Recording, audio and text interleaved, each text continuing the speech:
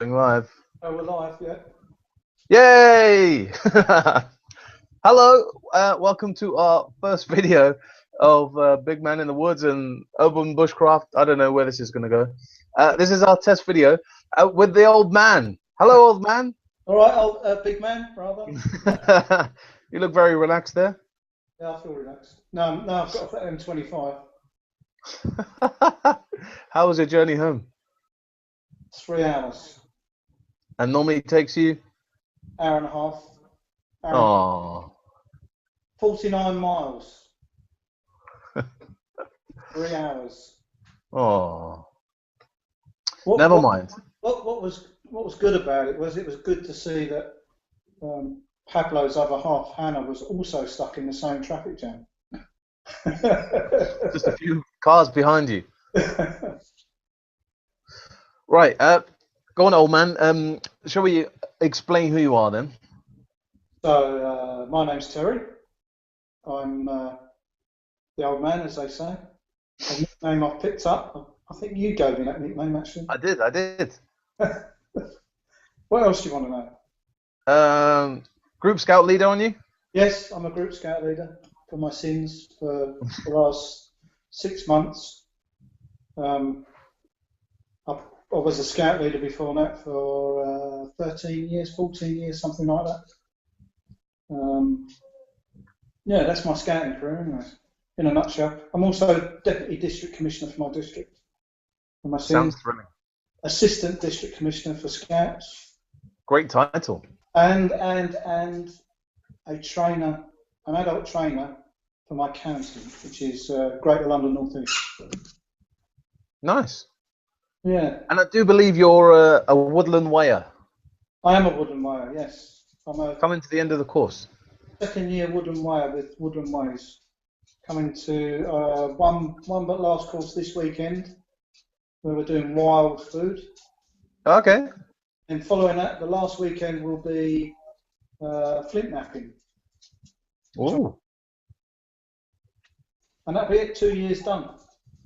So if no one's ever heard of the Woodland Wayer course, Terry, just give us a brief roundup of the course. Course run by one of the largest UK bushcraft and survival companies called Woodland Ways, which is headed up by Jason Ingermills and Kevin Palmer, and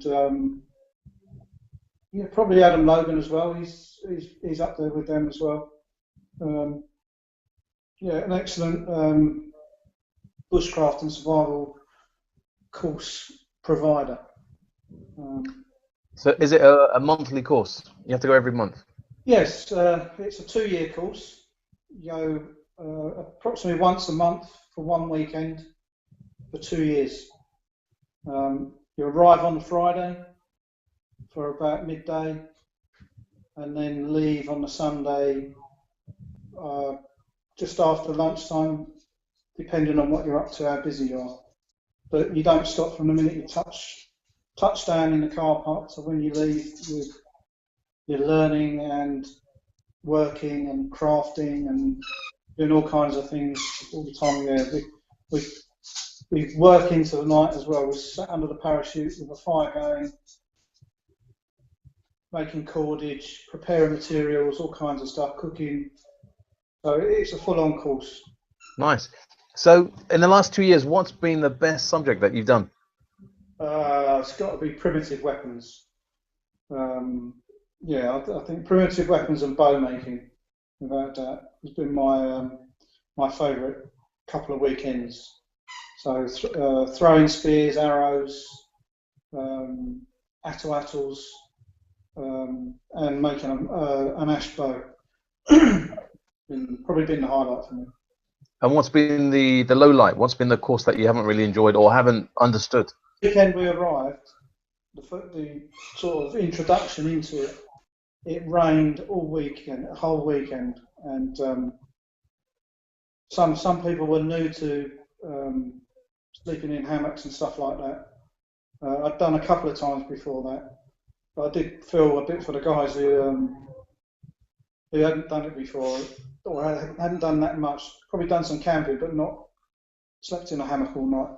And of course, it rained and rained and rained and rained, and you're up to eyeballs in the mud, and it was quite cold. It was around about October, November time, and it was tough going. It was tough going.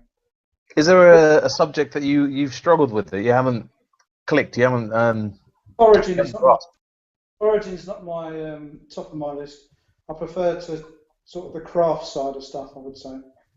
But foraging and remembering all the plants. And when you've got someone like Kev Palmer, they call him Wiki Kev, like a walking encyclopedia of plants. That's the thing with foraging, though, isn't it? If you pick something up wrong, you could be screwed. Exactly, definitely, yeah. Yeah, but that's probably my weakest subject. Is that something you want to improve then? Definitely, yes. Yes, all the time. Whenever the sad thing is, whenever you're going out for walks with the dog, or I go on holiday, and we just go for a walk out somewhere, and I'm forever looking in the hedgerows and trying to remember what the plants are, and looking for new ones, and taking my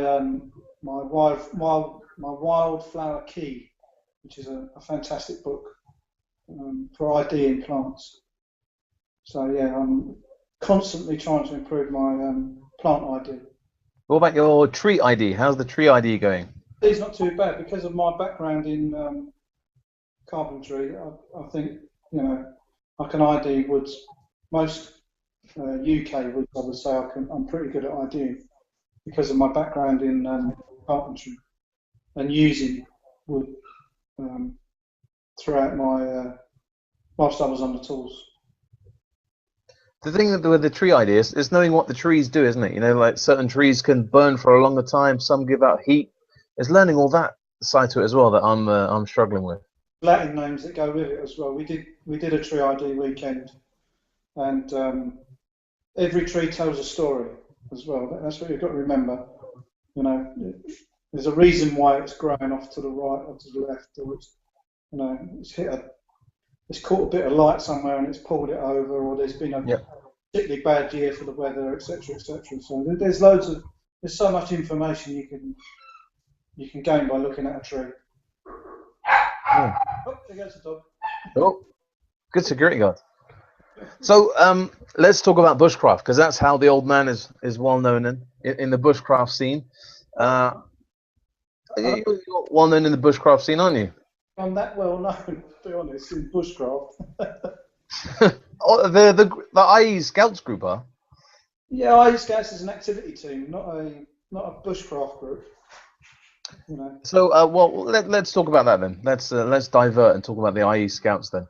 Scouts is it stands for Ilford East Activity Team. So it was something when I took over as Assistant District Commissioner for Scouts.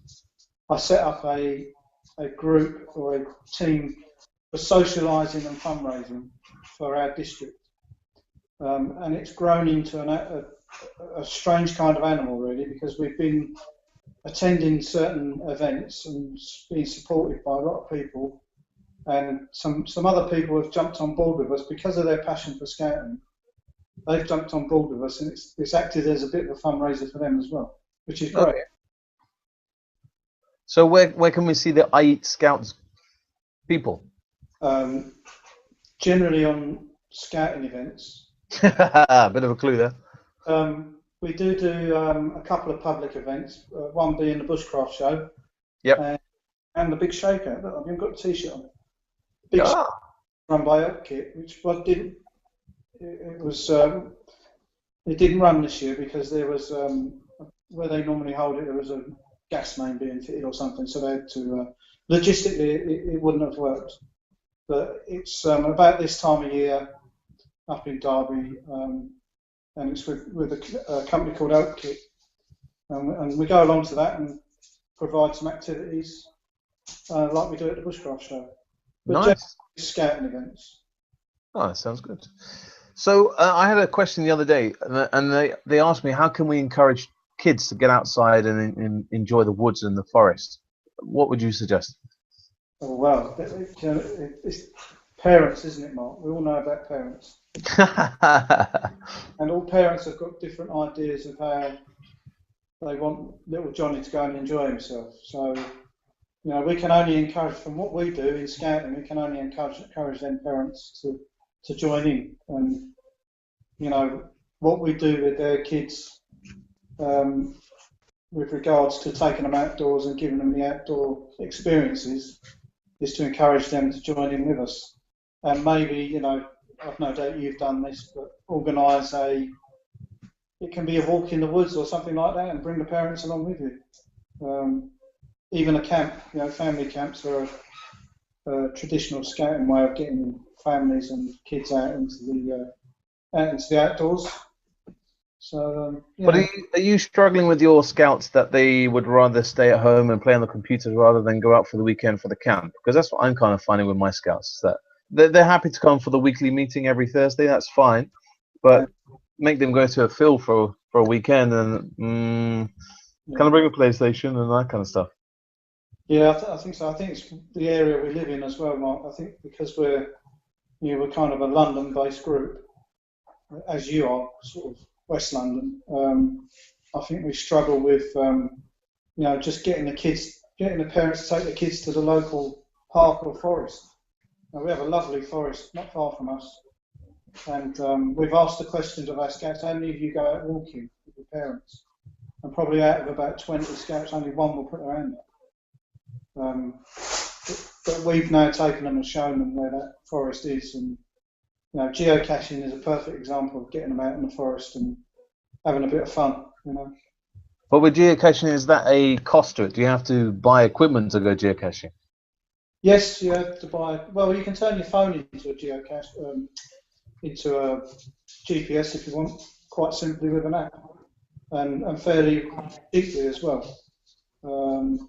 But yeah, you can a GPS, anything from £120 up to £500. Yeah. But you turn your phone into a GPS using an app for, I don't know, £5 or £6, I think, on the iPhone. So there's two options there to encourage kids to get outside. So obviously, joining scouting is what we'd kind of recommend. Geocaching, you could do something I did this afternoon.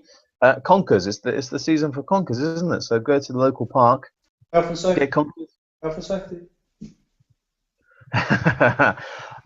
On the subject of conkers, Uncle Ray was on the telly last night, and I learned something last night about the sweet chestnut. Did you watch it? The soap, yeah.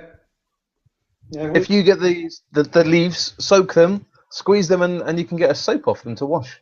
Also, if you take the conkers and put them into a Ziploc bag and crush them up, and pour some water in as well and crunch them up, you'll get soap as well. So you can not only you can actually use the conker as well. Very good. So there's a few options. Free ID weekend. Very good. Right, let's talk about camping bushcraft. So let's say there's a new person coming into the camping scene. They haven't got that much money to spend. What kind of equipment should they go and get? Well, it's army surplus, isn't it? I think that's the cheapest route to go down. Find a decent. That's the way. Army surplus supplier, and second-hand, good quality second-hand equipment's available through the military mart type people. Army and Navy, we used to call them years ago. But yeah, definitely to go down that route to get value for money, definitely, without having to buy expensive kit. What equipment should they get? Depending on what they're doing and what they want to do, really. If they, Let's just say. Depending on whether it's winter, summer, it's a massive subject, isn't it? It's a tricky subject. Half a sheet and go and lay under it. Yeah. It could be as simple as that in the summer. That's true. Or like I started out, I bought a 30 quid tent from Tesco's. That did me for nearly 4 years. Yeah. Until I had a few beers and burnt it. But that's another object. When you burnt it. Long story, Terry, but that's a story around the campfire. That's fine. But the tent from Tesco's did me very well. I mean, Decathlon is another good company for the pop-up tents. We bought some pop-up tents for our scout group when the pop-ups first started coming out, and we've still got them, and they're brilliant. They're brilliant. Bit difficult to carry if you're sort of hiking, but Hiking. for a weekend camp, going to throw something in the back of your car and go off to do a bit of camping. A pop-up's ideal for you, to start off with. So let's go on the theme about young people. That's a good subject to talk about. What about knives? How do you think about them taking knives on a scout camp?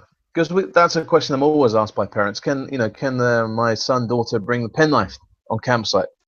We personally don't allow kids to bring their own knives to camp. We have enough training knives to take to camp. One thing we did do was we used to let the patrol leaders only bring a multi-tool. So they would be competent in using it. They'd been trained, and we'd train them to use it over a period of time. So they were competent to use it, and we would let them bring their own multi-tool with them. But it would only be the patrol leaders. And then if, for instance, they needed, or one of their patrol, i.e. another scout, needed to use a knife or wanted for some reason to cut a piece of rope or a piece of string even or something like that, the patrol leader, he or she, would be able to help them. No, very good. Good options. That's what we've just put a complete ban on all kind of knives. It's easier that way, isn't it? Well, you've got to be able to control it. It's no good, kids going off and playing alone with knives. It's not a good idea unless you've, the beauty of letting a patrol leader have that particular tool is that you've known that particular person for 3 or 4 years, and you're quite confident with them using it. So you've got to give a certain amount of trust, but you've also got to understand that they're able to use it as well. In a safe manner, yeah, I agree. So three bits of equipment that you always take camping with you. Always take camping with you. Head torch. Yep. Leatherman. Wave. Trangia. Okay. Or alcohol stove. Huh? What about shelter? No, I build my own shelter, Mark. Is that the leaf debris shelter? A-frame. There's got to be at least an arm's length, remember? Depth for the leaf. Yep, definitely. And don't forget, 60 degrees. I don't believe you. I don't believe you. 5 or 30, 60 degrees. I thought a tarp would be in one of those 3 items. No, I don't think so. Really? Repeat them again. Head torch. Head torch. You can see in the dark. Yep. Leatherman wave. Yep. Has a little saw on it as well. Alcohol stove. Or, mind you, with an alcohol stove, you need the alcohol as well. Let's say alcohol then. Alcohol. Nice. You can make a penny stove. You can find a tin can and make a penny stove. Then you've got to take a penny with you. Yeah, or spend a penny. Yeah. There we go. All right. Another subject. Books. What kind of books do you read? Do you read any bushcraft books? Are you into that kind of scene or not really? My library, since I've been doing this particular course, my library has expanded quite a bit. The Wildflower Key is definitely one at the top of my list for plant I do. Hedgerow Medicine is another good one, which I really like. So that's all along the plant line. Yeah. I've got a few Ray Mears books as well, which I use for reference now and again. I guess I'm more into my plant side at the moment. Okay. And whatever. So, one book that you would highly recommend me or anybody else watching and listening to this video? What would we go and read? For what? What would you like to do? What would you like? Just general camping tips. All right, now, yes. The Outdoor Adventure Manual. Ah, Oh. I do believe it. I've got it over there. Hang on. Let me see. It's here. I've got to find it. Come back. I've lost it. I haven't really. Ah, it's up there. Hang on. Hang on.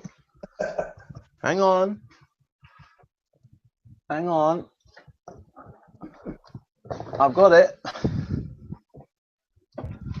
Let me come back and show on the camera.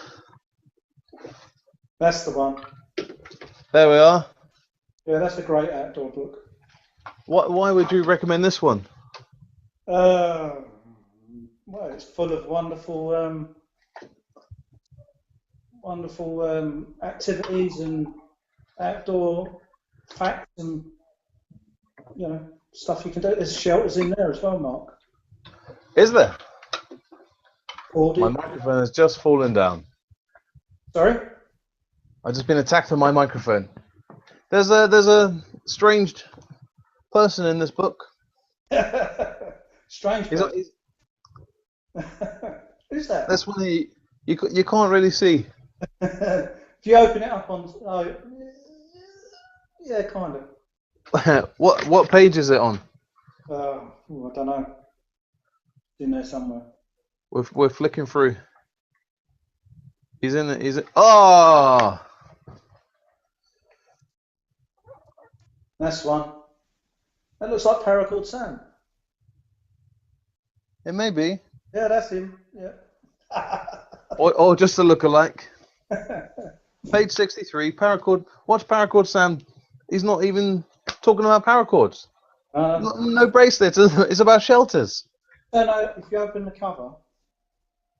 I'm opening the cover. Yeah. Look on I think it's the first page on the left-hand side. Yeah. List of contributors, I think. Yeah. Yeah. What am I looking for? Editor. Who's the editor? Who's the editors for the? Special. Yeah, very. Special editors is Austin, Lil, and funny enough, you. Is it me? All right. What bit did you do in that book? Project we did with the Scout Association. We were asked to have some input into it. Both myself and Austin spent probably 2 years of our life backwards and forwards to Gill on a Sunday, helping put this together. Yeah, with a guy called Chris James. Is it Chris James? I think it's Chris James. Oh, you don't know his name? That's really bad. Sure it is. Chris James. Yeah, Chris James. It is.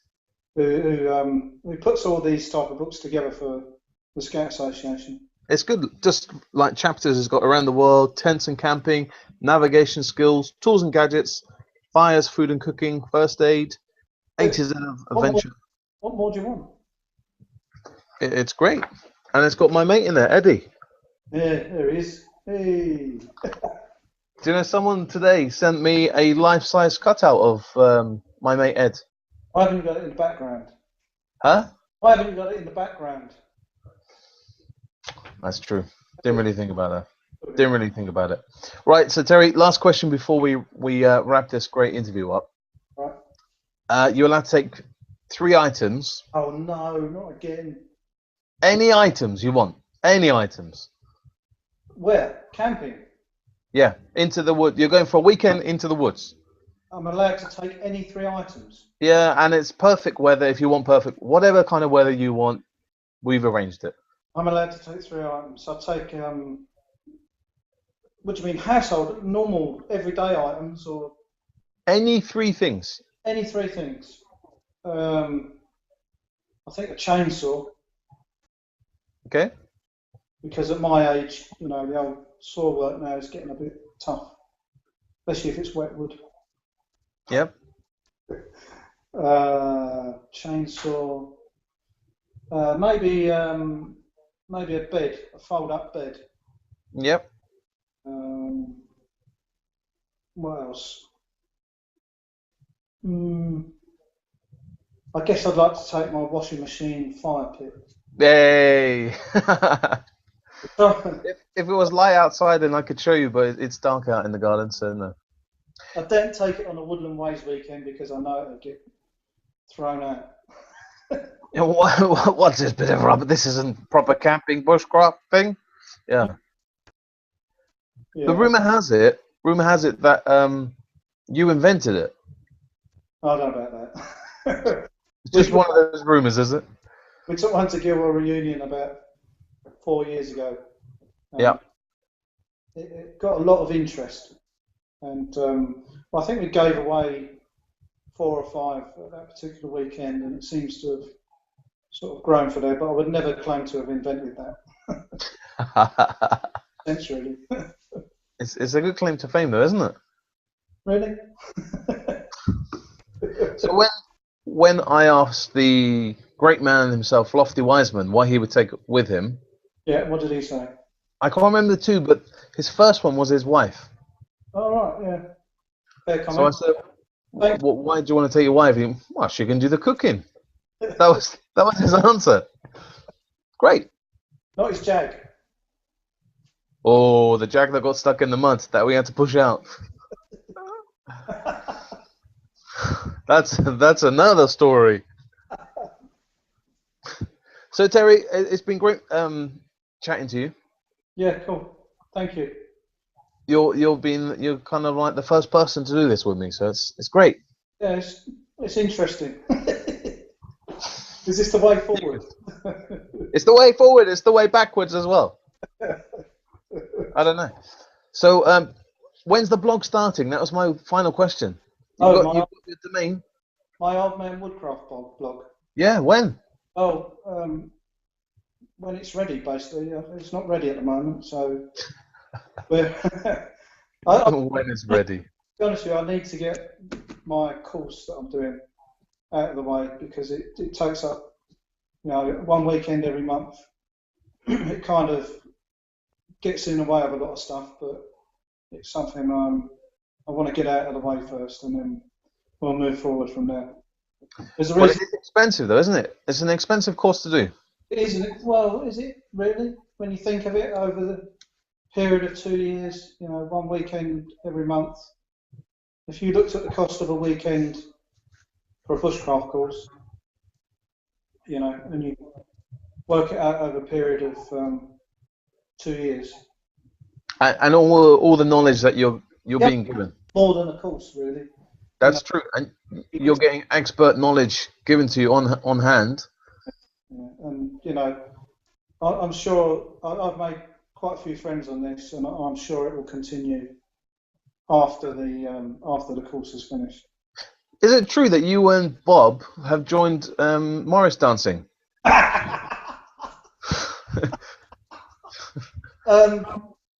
Never. Where did you hear that, Mark? Perry McGee told me.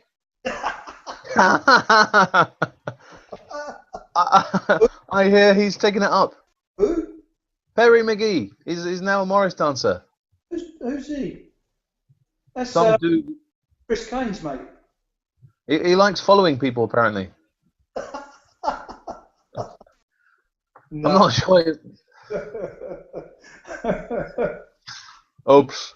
We're going to get in trouble when we see Perry, aren't we? No, he's a good man, Perry. Good man. Cool. Well, Terry, thank you very much. Yeah, it's a pleasure. It's been great, and we will see you very soon. Because I'm actually looking down on you. That's a first. Normally, I'm looking up at you. Ah, because you're the old short man. Exactly. Next time I see you, I'm going to bring more beetles for you. No more beetles. Female rhino beetles. Me and Terry sampled a few weekends ago. If you listen to the Urban Bushcraft podcast, the last one, you'd have heard me, Terry, Ray, and old Tinky Bottom eating female runner beetles at the Tower of London. Yeah. Bad idea. And Ray only had a small little head bit. Even though he claimed that he ate the whole beetle, but as you said, it was like the minutest bit of the beetle. Never mind. Right, well, Terry, thank you once again, and we will see you very soon. Yeah. Cool.